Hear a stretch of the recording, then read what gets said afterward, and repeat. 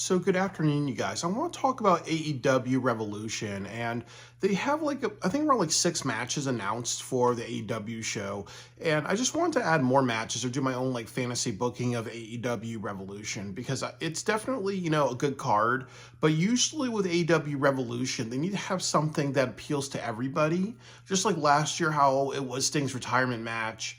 And the year before, you had MJF versus Bryan Danielson for an hour-long match. Like, you need something that's going to gravitate your audience. So you have a really powerful main event. And then the other thing with that is that you have a match card showing, the talent that you're planning to push this year and talent that should be pushed this year. So I'm going to go over my match card and, you guys can tell me what you think. And please like, share, and subscribe. So the first match I would do is Chris Jericho versus Commander for the ROH Championship. And this is one of the 3 dark matches that I would have. And the reason why you want to do this match is because, I want to get to Chris Jericho versus Powerhouse Hobbs. They have the Ring of Honor Death Before Dishonor show in April. So, you can show Chris Jericho not be serious, fool around with Commander. You see Commander being that underdog, and then what happens is that he gets beaten down by Big Bill and Brian Keith, and then Powerhouse Hobbs makes the save, and then they set up Hobbs versus Chris Jericho for Supercard Honor, because a lot of people would like to see that. It would give some vitality to be like, oh, is he actually going to win the title? Is he going to actually, take the title off of Chris Jericho, make Chris Jericho a major heel, and make Hobbs like a major babyface? So it will definitely lead to that. And then the next match I have is the Undisputed Kingdom versus Dustin Rhodes and the Von Erichs for the ROH Trios titles. So the reason why I want to do this is that, I believe Dustin might retire soon. So you need to kind of show him strong. The other thing, too, is that, the Global Life field is in Texas, the Von Erichs. You want to give them some exposure to be like, hey, we actually matter. And they actually got signed to AEW, so they're not part of MLW, or they're not holding a title and then just not debuting. So you need to kind of, be like, okay, they should be part of the Texas show because they are from Texas. So you need to do something with them. And I would also like this match too because you have Adam Cole. Adam Cole draws attention really, so they would have a really great match with each other. And that could be something really cool. And then also, too, you can even do something like Shane Taylor Promotions or another team attacks them. And then you can start a trios feud between Undisputed Kingdom and Shane Taylor Promotions or Dustin and the Von Erichs. Give some vitality to the trios division. So that's what I would recommend. And the other thing that I would say is I'll do Hologram and Bandito versus LFI. Hologram and Bandito are the Mexican luchadors that Tony Khan wants to get over. And then the other thing is that you have LFI, and they can afford a loss, but they also need to be on a bit of a winning streak because they can't lose all the time. But one of the reasons why I want to do this match is because, you don't have Rey Fenix and Pentagon anymore. So, AEW wants to push their, their luchadors. But the other part of it is also, Hologram Bandito could be, could be a really great, tag team. So you can have, them be a tag team in Ring of Honor, or them be a tag team in AEW on the AEW roster, really. That'll be really, really cool, really. So kind of do more with that. And, you got to make Hologram a big deal because, he does have a really cool look. They can really do a lot with Hologram. So I really, really appreciate, if they would just have this type of match, really. And then also with LFI, even if they lose or something like that, you can actually do something where you can build them up stronger throughout the year, or you can have LFI win. I think it's LFI is Roosh and Hologram, but you need to make Roosh and Roosh and Mordos, but you need to make Roosh and Mordo big stars, really. So, whoever wins this match, or whoever loses this match, they have to do something make them to bigger stars this year, make them go through the tag team titles. I think that Roosh and Mordos, they could be the tag team champions. Them versus Lashley and Shelton will be a great match, really. So it will help you rebuild your tag team division, and it will showcase some really good talent. And it also inspires some tag team feuds. Just keep hitting tag teams. It's the Hurt Syndicate's job to rebuild the tag team division. So why not, have these matches to say, hey, tag teams matter. Look at these cool matchups, and we're going to continue that through the year. So on the main card, I'm going to have Shane Taylor versus Daniel Garcia.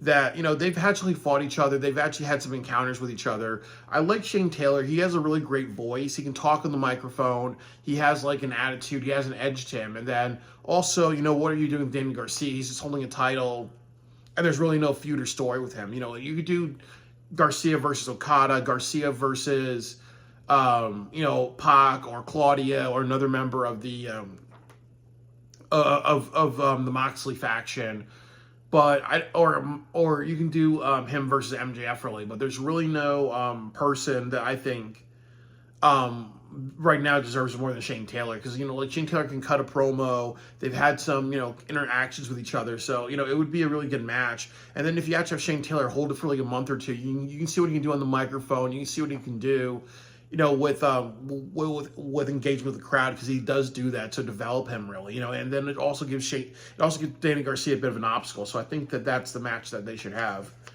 The next match that I want to see them do is Marina Shafir versus Harley Cameron for a #1 contendership. That ultimately, one of the big issues with AEW is that you need to capitalize on Harley Cameron. She is like a favorite among many wrestlers. So you can do something where she loses this match, then you can kind of have her go through a lot of different opponents like Saraya or Thunder Rosa or Taya Valkyrie or a lot of other people, and kind of like, have her have feuds and lead to another match at and it lead her to winning the AEW championship at All In. That's what you can do really. But the other issue with this thing is, so you give Harley Cameron a direction, you make her mean something. And then the other thing that I would do is that I have Marina Shafir win. And one of the reasons why I want Marina Shafir to win is because you need to get to Marina Shafir versus Toni Storm, because who else is going to beat Toni Storm? And you need to have a top heel in the women's division outside of Toni Storm. Like she and Mariah May, that's been going on for a very long time. So you ultimately be like, okay, make Marina Shafir the top woman on the roster. And then I would rather see Marina Shafir and Harley Cameron at All In. That would be a really great match, of showing that you can't just rely on Toni Storm too much. So that would be good. And then you could do Toni Storm versus, Mercedes Moné in the future. Like that would be a really great matchup. But, you need to build new people really. But having Marina Shafir in charge of the women's division on the AEW roster is what you guys need. It was what they need to do.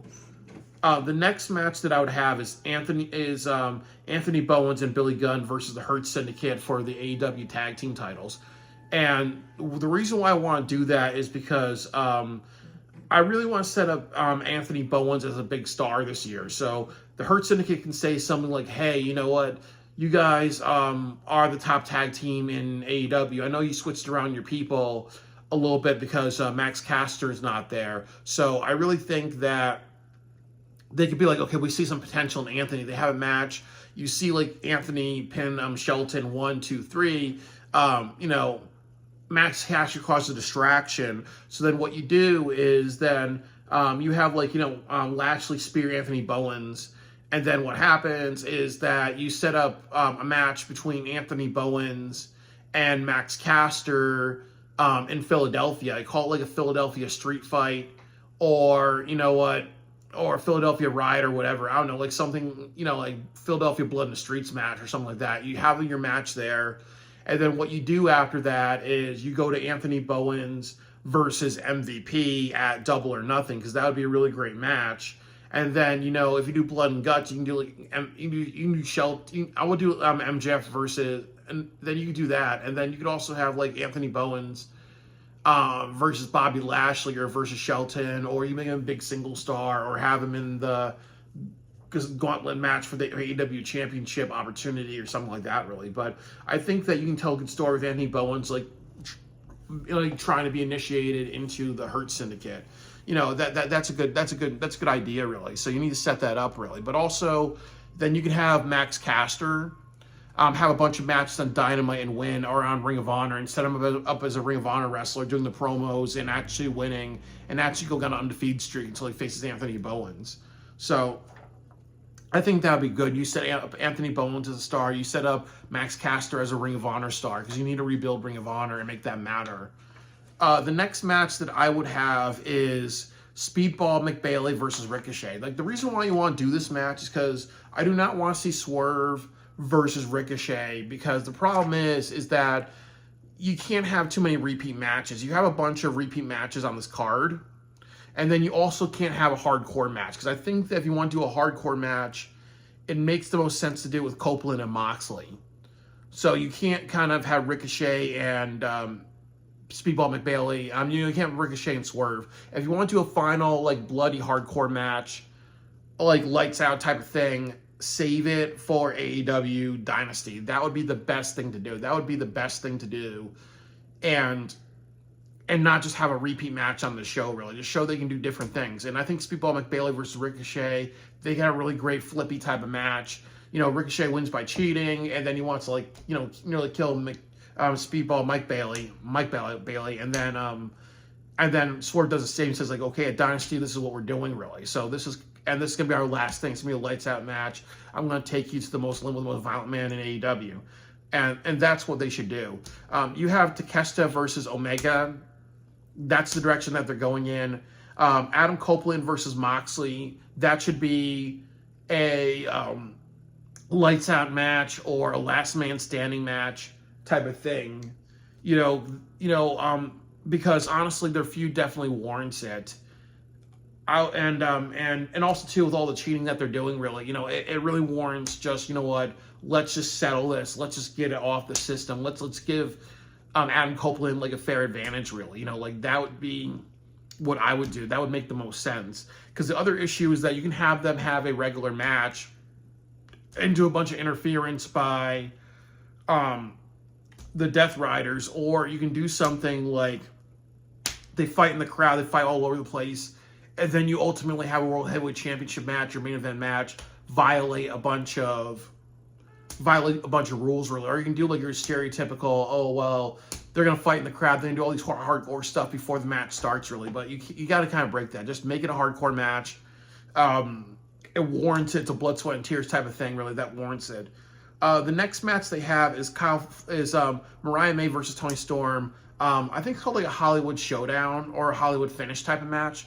So I'm assuming that that's going to be a hardcore last woman standing type of match, really. And I don't mind, like, them doing, like, three matches on the card with that, with these stipulations. You have a beginning, you have a middle, and then you have an end match, and that's okay with me. But this is okay. You need to, like, as I said, you need to do one of two things. You need to have Mariah May win and be a long-term heel, but you should not do that because she's already done that. But like I said, have Toni Storm win, have Marina Shafir beat her, and have beat her down, really. You set up Dynasty. It's Marina Shafir versus Toni Storm, and Marina Shafir becomes the women's champion, and she actually learns how to cut a promo, or you have Moxley cut promos for her, and then you set up Harley Cameron versus Marina Shafir Part 2 at AEW All In. Like, that would be the way to go. That would be the way to go. Because then you have a top babyface winning a top title at your biggest show of the year.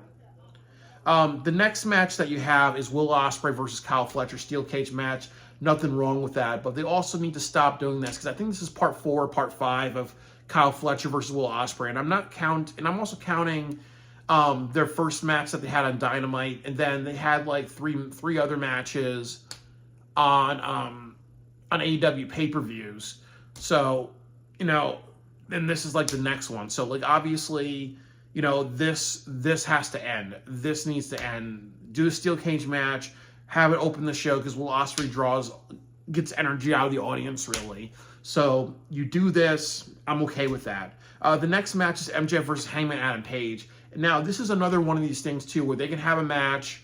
I would have MJF win this match, and then they have, like, a one more time type of match at AEW Dynasty. And you can even have MJF win. It's like a hardcore match. They take it really far in this one. And then what I would do is that you can have Adam Page or Powerhouse Hobbs or Anthony Bowens join Rated FTR for AEW Double or Nothing on that team in the Anarchy Arena match. And then you have MJF join the Death Riders. Be like the fifth man on that card. Be the fifth man, or if you want to do something like or you want to do like a 6-on-6. That's what I want to see happen. You have, the four guys, and then you have MJF, and then you have Marina Shafir, and then you have rated FTR, and then you also have, Anthony Bowens and Powerhouse Hobbs, or even like, do you do Adam Page and Powerhouse Hobbs, and then your sixth person would be Willow Nightingale or Harley Cameron. So that's what I would do. But you can kind of tie that in, really, because that would kind of appeal to the audience, really, to have that. And eventually you got to get to a point where one of these people have a number one contendership. I would even say if you want to do like another match between them at Dynasty, they can join the Anarchy Arena match, or you can do something like they have one more match, and then the winner of that match at Dynasty, like in a hardcore bloody match, the winner of that match is actually going to face Moxley for the AEW championship at AEW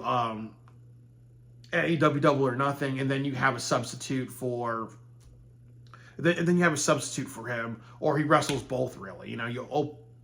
So you try to work that out, really. So that's all I gotta say about that. And then the last match is Mercedes Moné versus Momo Watanabe for the TBS Championship. That's what they're gonna do, but that's a bad match because most people don't know who the fuck Momo is. She's not. I don't think she's even had a match in AEW. So why are we featuring Japanese wrestlers that don't really have a build or whatever, really? So that's just not a good choice. You probably should do Mercedes versus Hikaru Shida because most people know who the fuck she is, really. So that's all I gotta say, really. So I would definitely.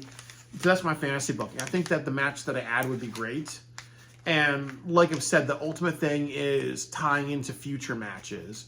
So hopefully, we actually, do. So hopefully that actually works out, really.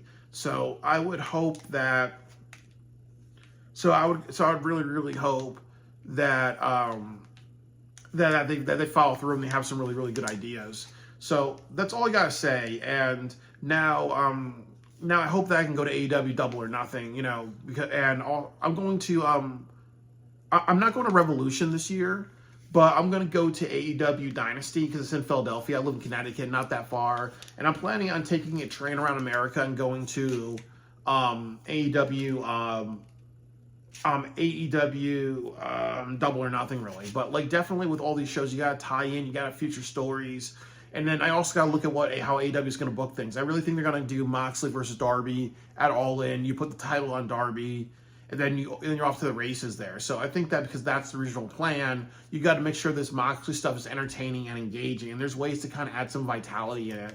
Give Marina Shafir a title, have her speak on the microphone, have her be a big deal, have her be a big bad bitch.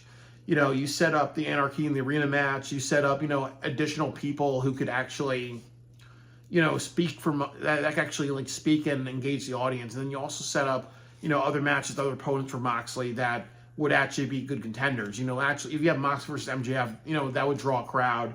If you do Adam Page versus Moxley, I think that's one of the matches you really, really should have and should have before AEW All In, really, this year. So that's all I really gotta say.